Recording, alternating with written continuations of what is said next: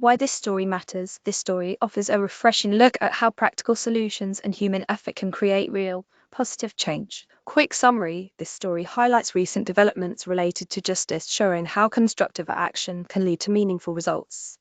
This article was originally reported by Kate Sosin of the 19th. Meet Kate and read more of their reporting on gender, politics and policy.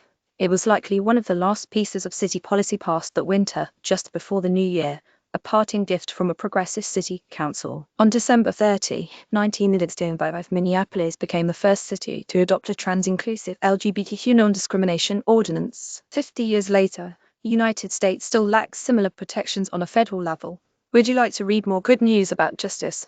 Minneapolis was special in that the right people were there at the right time, said Seth Goodspeed, Director of Development and Communications at Outfront Minnesota, the state's largest LGBTQ rights organization.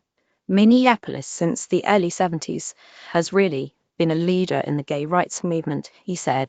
That comes out of a lot of the student organizing at the University of Minnesota in the late 60s. It was home to Jack Baker and Michael McConnell, two men who, in 1969, figured out how to legally marry, the first recorded same-sex marriage in history.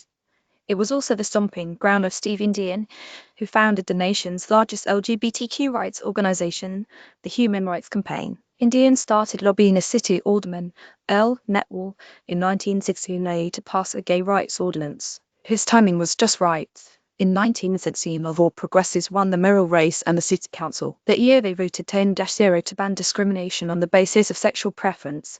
The next year, Tim Campbell, a local activist and publisher of the GLC Voice in Minneapolis, penned a trans-inclusive policy. The council passed the ordinance on December 30, right before their term ended, and a more conservative council was sworn in, one that would unsuccessfully threaten the ordinance later.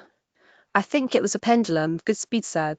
The pendulum was sort of swinging back toward a more conservative mayor and a conservative city council. But despite the pendulum, Minneapolis changed minds, Goodspeed said, if only because it showed that non-discrimination protections actually didn't change much for straight or cisgender people. You're able to say, we passed this 2 years ago, last year, in the past 5 years, and nothing's really changed. There is no boogeyman under the bed, he said. We've had these protections since the 1970s, and all these fears that they might have just never came to fruition. Article goodheadlines.org curates positive and solution-focused stories from trusted sources around the world.